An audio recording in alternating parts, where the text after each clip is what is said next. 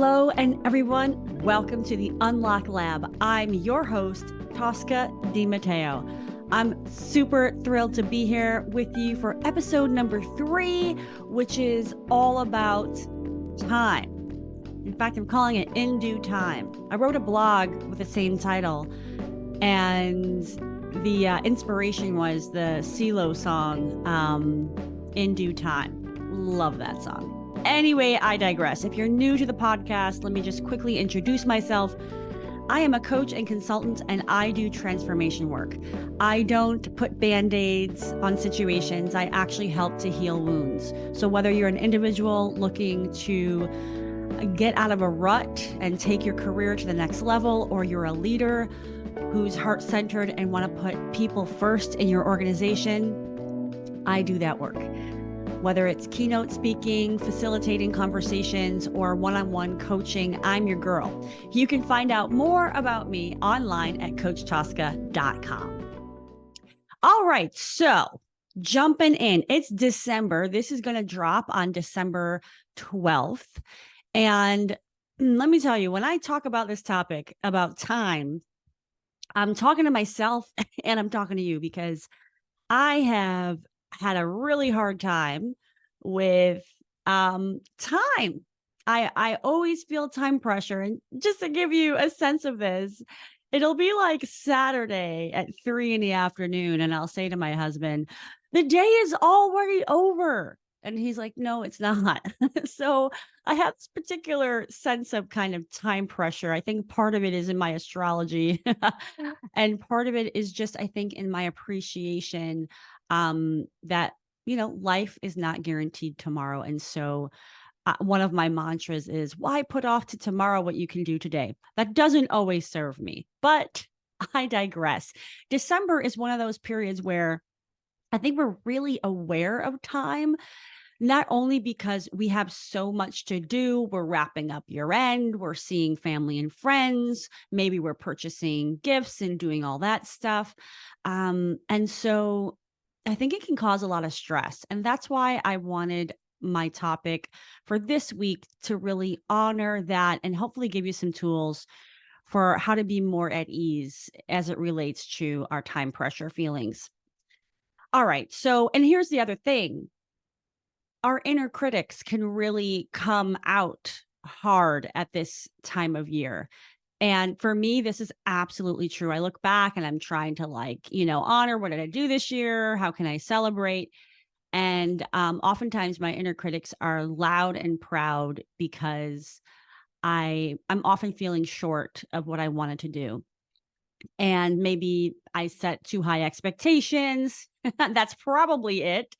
But anyway, so I just say that, you're not alone if you can start to kind of get into a dark place this time of year. Inner critics run rampant. And a story I want to just quickly share around this understanding of wanting to hurry up and get things done and realizing that actually it's not always in the best interest. I realized this in a particular stage in my transformation journey. I was doing some major somatic work. For those of you who aren't familiar with that term, it's really about helping your body to release what is not serving it, because our body holds all kinds of memory around our life experiences. So I was doing cranial sacral therapy I did it for 6 years, really consistently, like monthly. And early in that journey, the first few years, I was doing a lot of releasing. And I was so frustrated. One time I went to the appointment and my practitioner said, wow, your body is so smart. Like these appointments are an hour and a half and your body doesn't start releasing until like the last 10 minutes when you're sitting on the table. And oh my gosh, I got so pissed. I felt so frustrated and defeated in a way.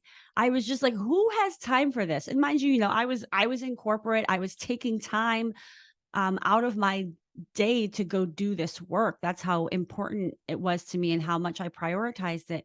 And I was like, wow, I'm taking all this time and I'm getting like 10 minutes of the release part.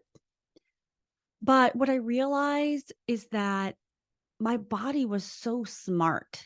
It knew what I could handle. It knew how much release I could handle. And I share this story with you because there are forces outside of our brain that help us in our journey.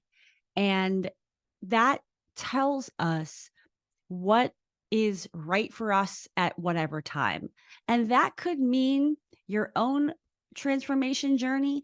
It could mean opportunities that haven't yet arrived. And so I really learned that experience really taught me to kind of trust um, the process a bit and to trust myself and to trust in divine timing and things would happen when they were supposed to happen.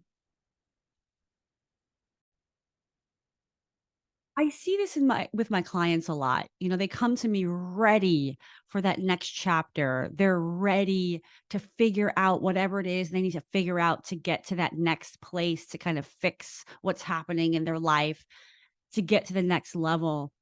And it's a process with them to kind of decondition from this idea that we're in control of all these timelines, especially in a world which everybody wants things done yesterday.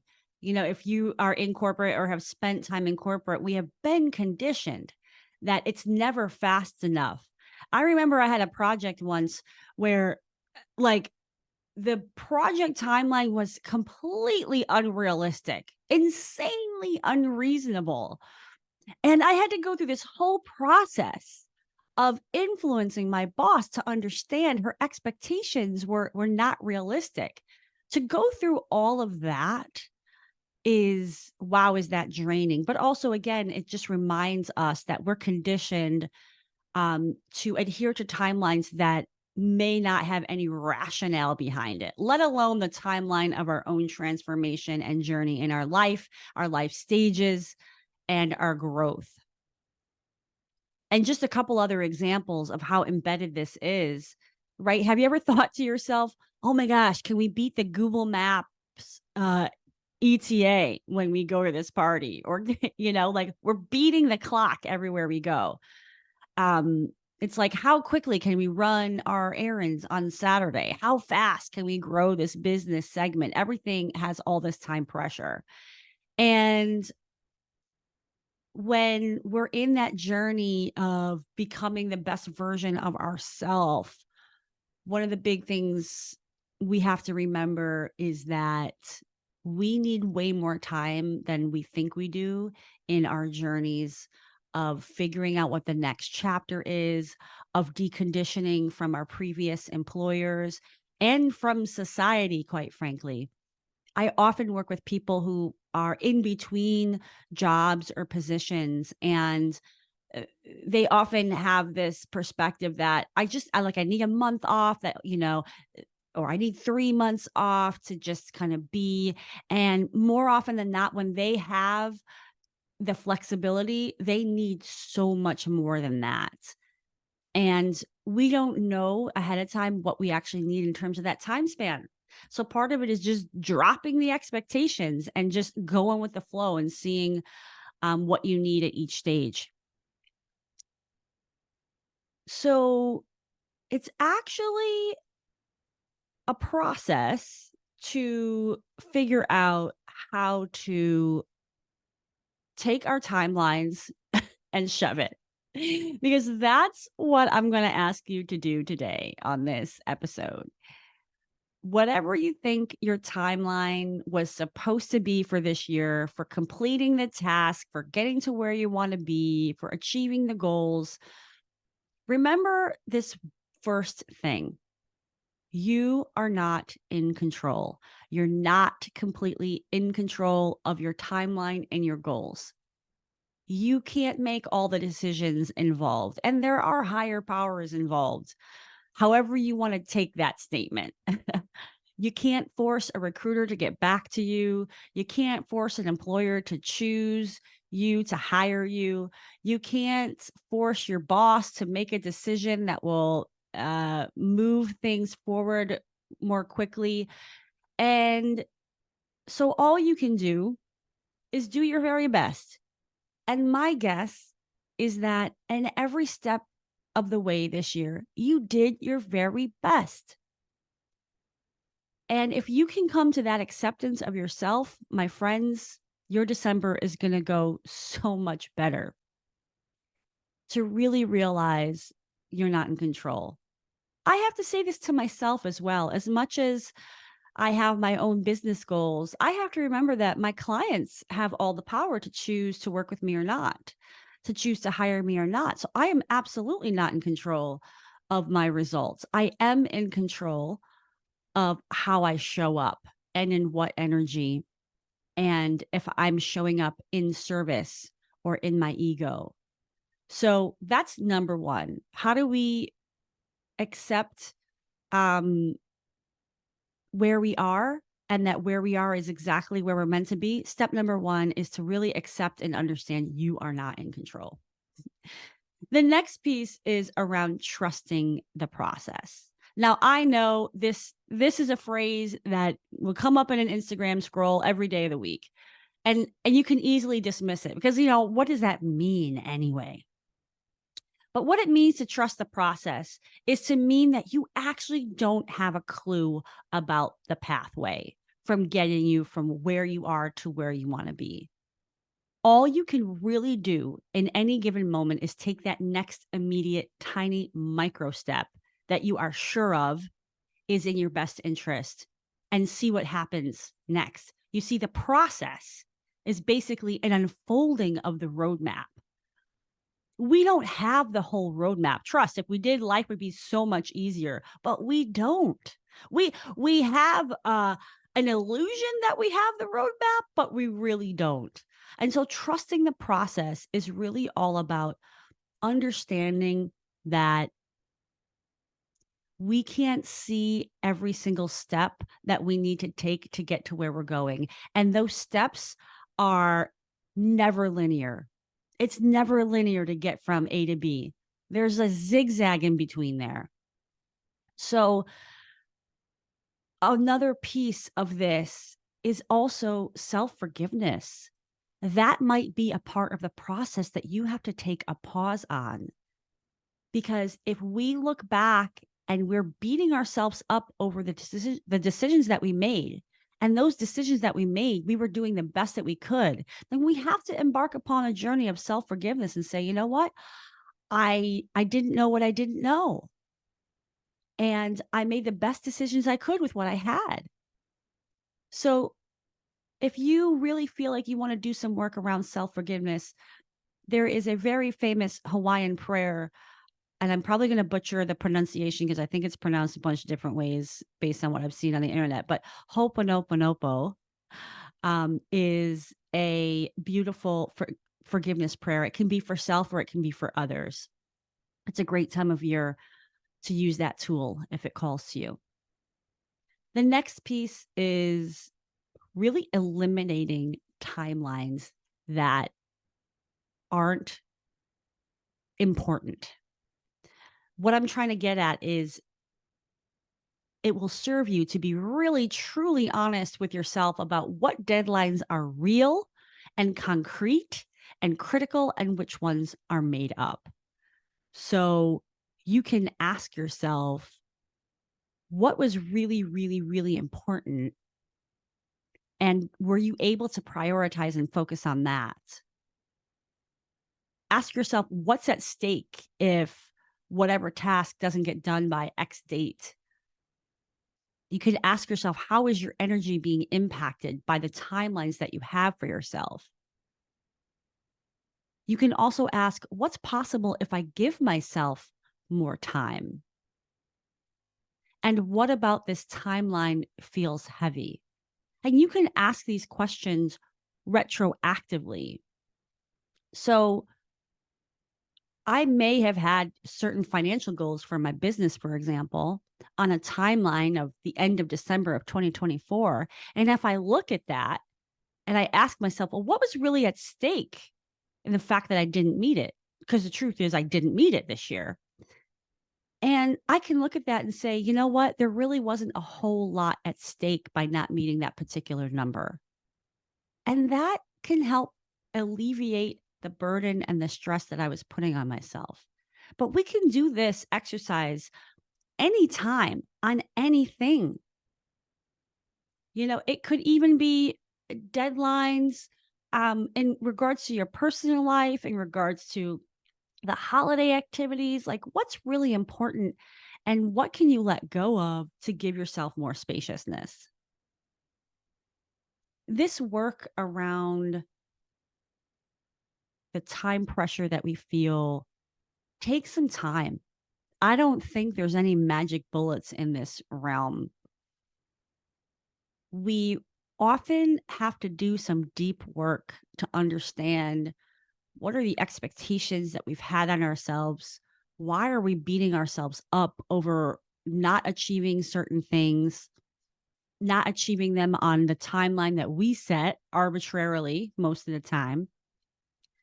And coming into acceptance about what we're not really in control of.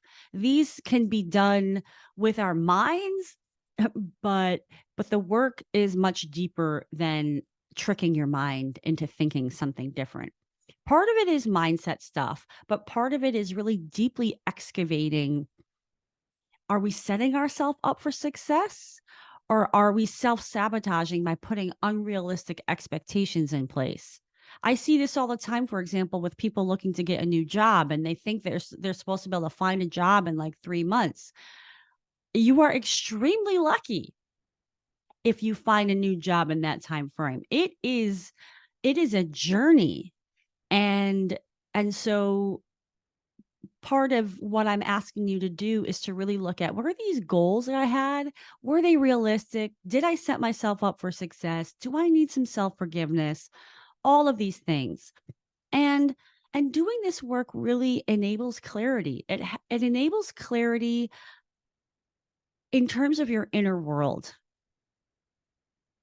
and giving yourself space and grace and connecting to what's really important will help you find the clarity in letting go of the things that really didn't matter. And that will help you in being your own best friend, quite frankly.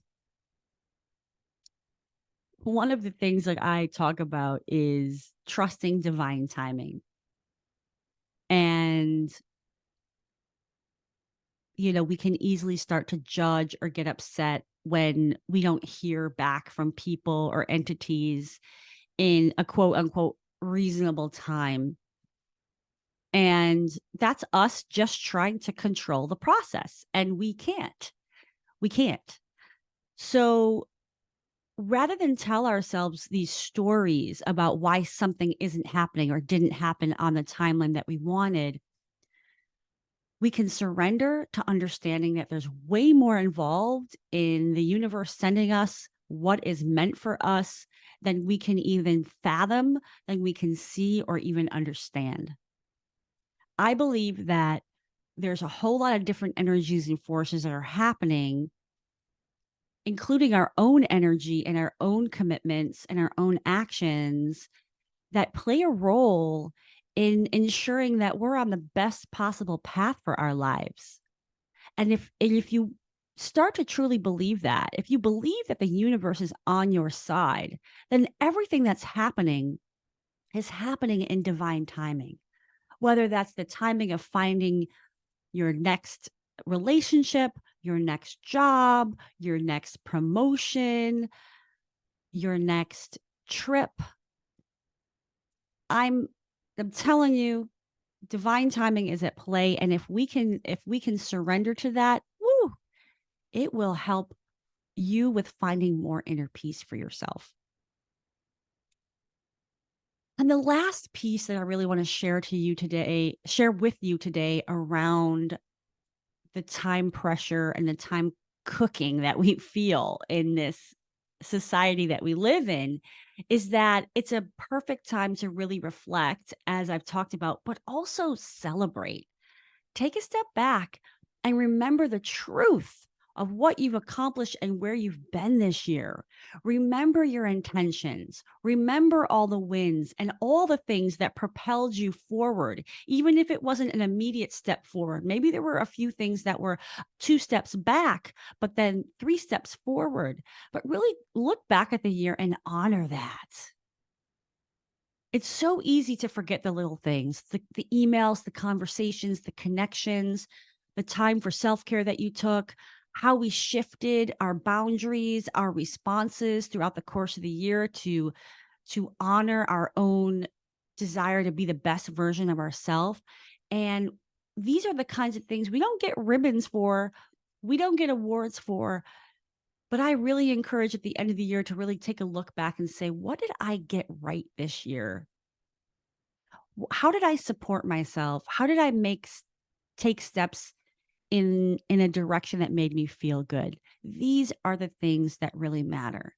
And sometimes if you're just feeling triggered by this whole year-end stuff, by what did or didn't happen, then maybe you need a reset. And a reset might be just getting out in nature and remembering the bigger picture of life and getting out of the rabbit hole that you're in looking at all these details and beating yourself up. I say this because I have had to do this already in the past couple months, and you're talking to somebody I've had keynote talks, I launched my podcast, I consistently sent out my newsletter. There's all these factors that I did and I'm proud of, and I still do a lot of beating myself up, and I have to come out of it. And these tools that I've shared with you are some of the tools that I use, especially at this time of year when it can get really difficult. So if you need any help with this concept, with what may have come up on this conversation, please reach out. I'm here for you. You can find me at breakthrough@toscadimateo.com. Send me an email. Or if you go to coachtosca.com, you can find my calendar and book 20 minutes. I'd love to just be here for you. It's a tough time of year. It's a tough time for reflection if we don't use the tools that will serve us and honor all that we are. And I would love to hear from you and support you. So this was the Unlock Lab, episode 3. It's been a pleasure to be with you. Thank you for your time. I hope you're enjoying the magic of the holiday season. And what can I say but ciao for now.